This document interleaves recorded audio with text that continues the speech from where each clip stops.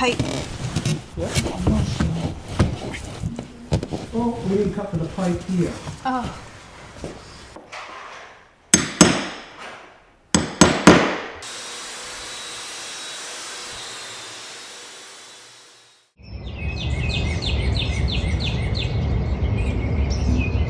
Welcome back to another week of home renovations. I'm back in town for this little home reno, and I'm so excited to pick up where we left off last time. As a little bit of a reminder, we absolutely gutted the kitchen, and so now this week we get to button it back up, put some drywall back on the walls, and start the exciting plans for the kitchen cabinets and the layout of this space.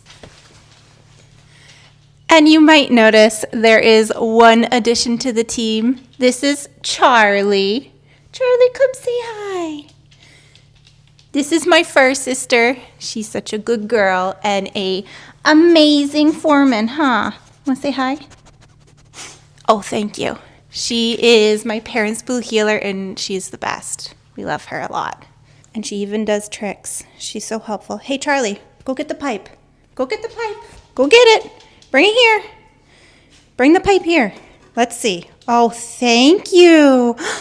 Our little plumber. Thank you so much. Come here. Sit. Sit. She says, no, absolutely not.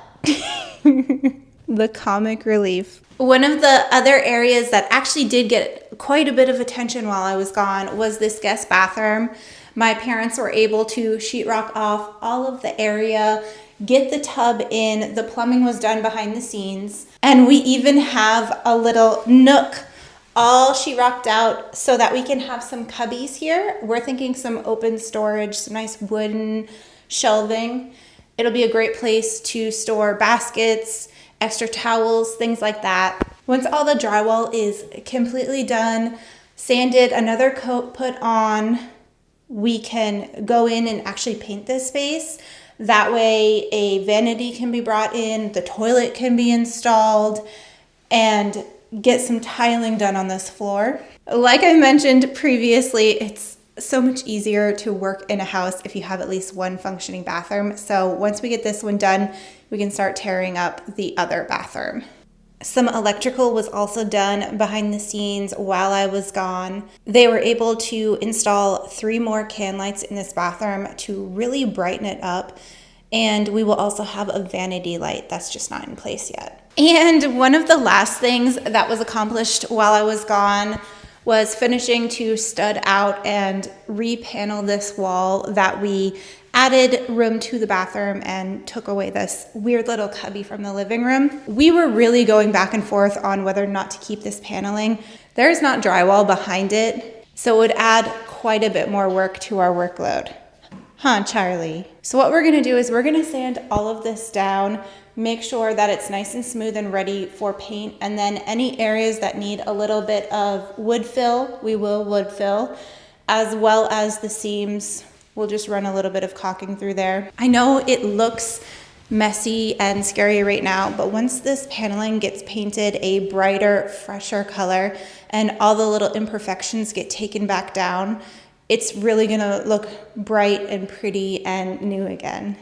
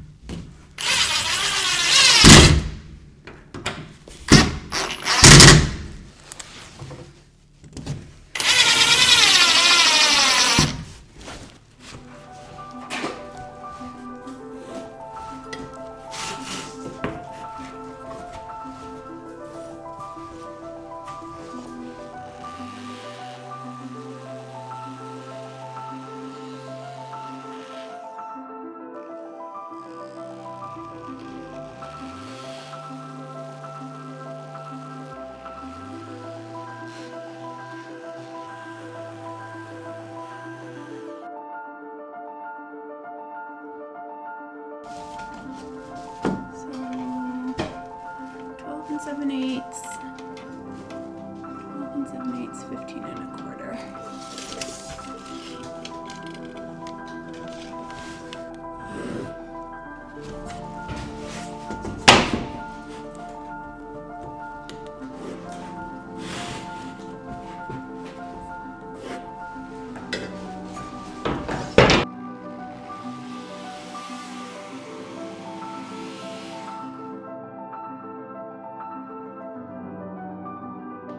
So we gotta flip around.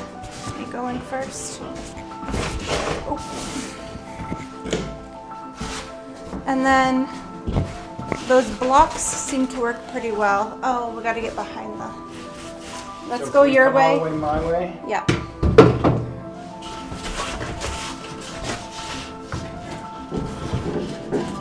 Okay, let's shift it up.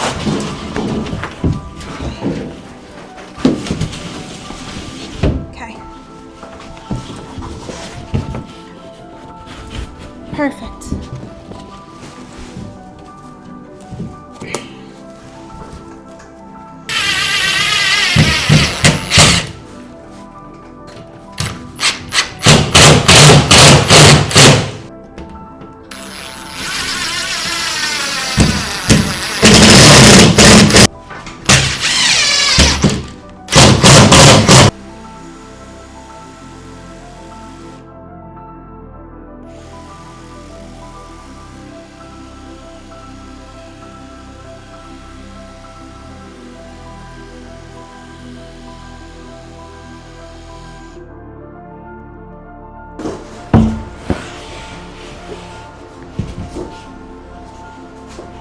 Yeah. No, I should be able to get it.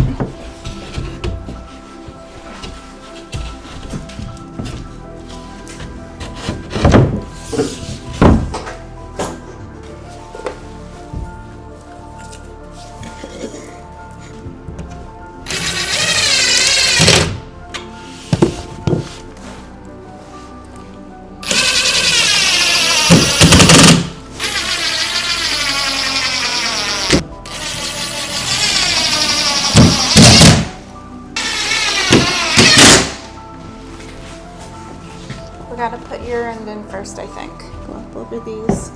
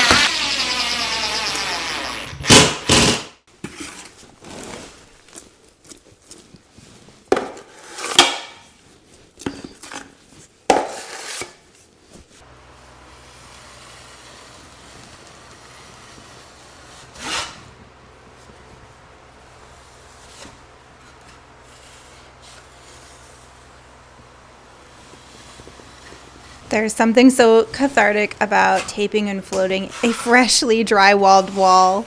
It's a lot of finesse, a lot of practice, a lot of muscle memory. Even though I'm far from perfect at it, it's a very satisfying thing to watch it come together.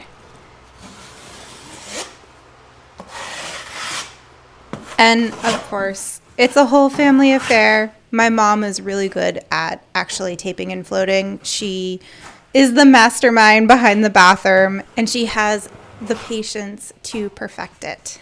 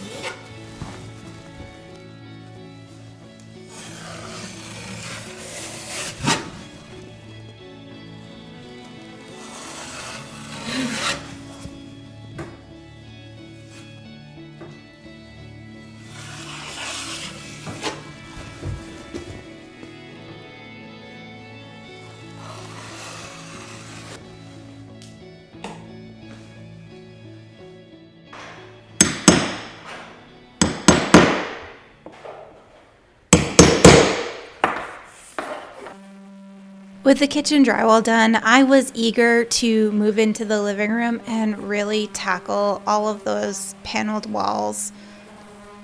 It needed a lot of sanding to knock down the rough texture and paint globs that were left behind from the previous painters. I started out with my smaller orbital sander and quickly moved to a larger sander later on. I really wanted to sand all the walls and the ceiling to make sure that I had the smoothest surface for the new paint to go on. With these paneled walls, I want them to be as crisp and clean as possible so that they don't have a dated look to them, a heavily lived in look.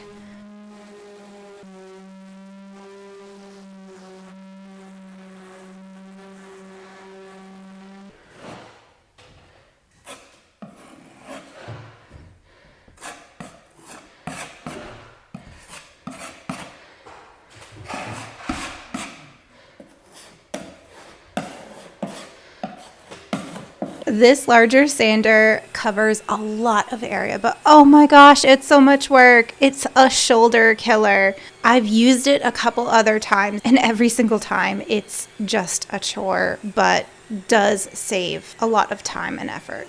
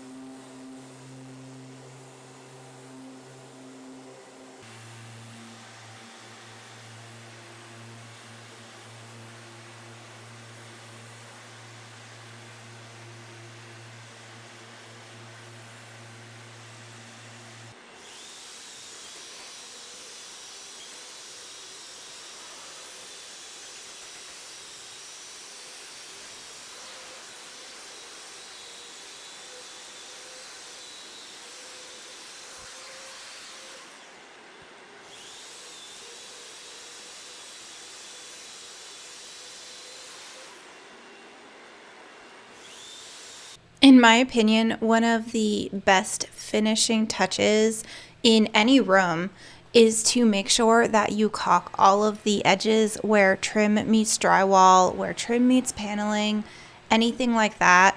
It might not look like it needs it before the paint, but I can tell you, if you go ahead and paint something like these paneled walls without caulking that trim in, you're going to have gaps and it's just not going to look finished and clean. I find it easiest to apply it with my finger and then take a wet rag with a bucket of water and wipe back all the excess. I was really only wanting to leave a tiny little bit behind. I don't want a huge excess of this caulking that might show through the paint. I want it to be not visible at all and just do its job to bind the two surfaces together.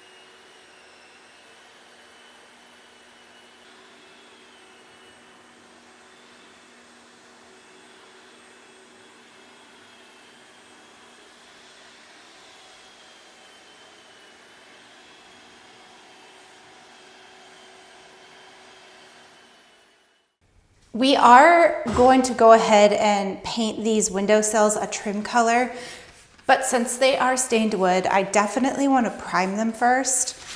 What I'm gonna do is clean them with a degreaser because they're definitely dirty, they're grimy, and I wanna make sure they're nice and clean before I go ahead and prime them. When I prime them, I think I'm actually gonna put them in a sprayer and spray prime them. So in order to do that, I will also be taping all of the picture windows off to make sure I don't get any overspray on the glass.